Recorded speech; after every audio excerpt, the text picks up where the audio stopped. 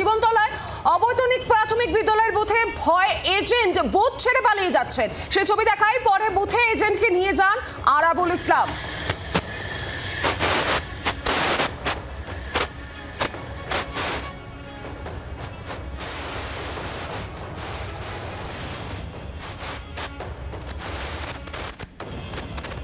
অবৈতনিক প্রাথমিক বিদ্যালয়ের বুথে ভয় এজেন্ট বুথ থেকে পালিয়ে যাচ্ছেন।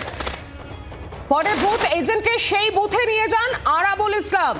দ্বিতীয় দফা নির্বাচন আজ, আর তার আগে তপ্ত ক্যানিংয়ের জীবনতলা ছবি আপনাদের সামনে এই মুহূর্তে তুলে ধরছি। জীবনতলার অবৈতনিক প্রাথমিক বিদ্যালয় যে বুথ, এই বুথে এজেন্ট ঢুকছিলেন এবং এজেন্ট ভয় পালিয়ে যাচ্ছেন, আর তাকে সেখানে আবার নিয়ে যাচ্ছেন আরাবুল ইসলাম। একদিকে নির্বাচন কমিশনের কড়া নির্দেশ জারি করা হয়েছে, বুথে বুথে মোতায়েন রয়েছে বিশাল পরিমাণে কেন্দ্রীয় বাহিনী। আর বিস্তারিত জানি, সঙ্গে রয়েছেন প্রতিনিধি অয়ন ঘোষাল। অয়ন, এই জীবনতলায় যে ছবি দেখা যাচ্ছে, বুথে ভয় এজেন্ট পালিয়ে যাচ্ছেন এবং আরাবুল ইসলাম তাকে আবার ফিরিয়ে নিয়ে যাচ্ছেন। শুধু জীবনতলা বলে নয়, ক্যানিং এর 1 নম্বর ব্লক, ক্যানিং এর 3 নম্বর ব্লক, সব মিলিয়ে 27টা বুথে আইএসএফ এর এজেন্ট অর্থাৎ আরাবুল ইসলাম, যিনি প্রার্থী, তার এজেন্টকে বসতে দেওয়া হয়নি, তাকে ভীতি প্রদর্শন করা হয়েছে, এই অভিযোগ ছিল। এই অভিযোগ আরাবুল ইসলাম রাত থেকেই পেয়েছিলেন। এজেন্টদের বাড়ির সামনে বাইকের জটলা ছিল এবং তারা বাড়ি থেকে বেরোলে দেখে নেওয়ার হুঁশিয়ারি দেওয়া হচ্ছিল। এই অবস্থায় আরাবুল ইসলাম একে একে জীবনতলায় এখনো পর্যন্ত 6টি বুথে গিয়ে নিজের এজেন্টকে সেখানে প্লেস করতে পেরেছেন। শেষ যে বুথের ছবি এই মুহূর্তে 24 ঘন্টার দর্শকরা দেখতে পাচ্ছেন, সেই বুথের এজেন্ট বুথ থেকে অনেকটা দূরে পালিয়ে গিয়েছিল। তাকে কার্যত পিক আপ করে আরাবুল ইসলাম বুথের সামনে এনে সেখানে বুথে প্লেস করেছেন, এমনটাই কিন্তু ছবির মাধ্যমে দেখা যাচ্ছে।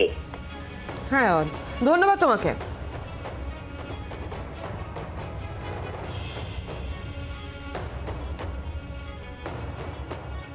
আমরা কাল সন্ধ্যা থেকেই খবর পাচ্ছিলাম যে বিভিন্ন জায়গায়, মানে ক্যানিং পূর্ব বিধানসভায় বিভিন্ন জায়গায় আমাদের এজেন্টদের বাড়ি বাড়ি গিয়ে ভয় দেখানো হচ্ছে। একটার পর একটা অঞ্চলে, একটার পর একটা বুথে এইভাবে ডিস্টার্ব করছে তৃণমূলের নেতৃত্বরা। শওকত মোল্লা, যার বিরুদ্ধে আপনার এতগুলো অভিযোগ, তিনি তো এবার ওই কেন্দ্রের প্রার্থী নন, তিনি তো এইখানে সরে এসেছেন। তাহলে ওখানে আপনি যেটা বলছেন যে সন্ত্রাসের পরিবেশ তৈরি করা হচ্ছে, সেটা করছে কে? কার ইঙ্গিতে, কার ইশারায় হচ্ছে? একটা কথা হচ্ছে, সে নিজে ওই বিধানসভায় থাকে, তার অঙ্গলহীনলি, তার নির্দেশে সমস্ত জায়গায় এই ধরনের ঘটনা ঘটছে। ক্যানিংয়ে এখনো সুষ্ঠুভাবে নির্বাচন হয়নি।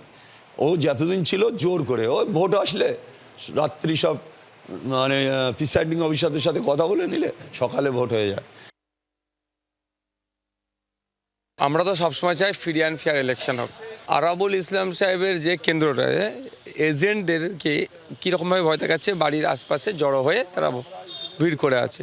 প্রশাসনকে ফোন করছে আরাবুল সাহেবের পক্ষ থেকে, দেখছি না আমাদের যদি এরিয়ার মধ্যে নয়, 200 মিটারের মধ্যে নয়, 400 মিটার গল্প নেই, মানে এড়িয়ে যাওয়ার চেষ্টা করছে প্রশাসন।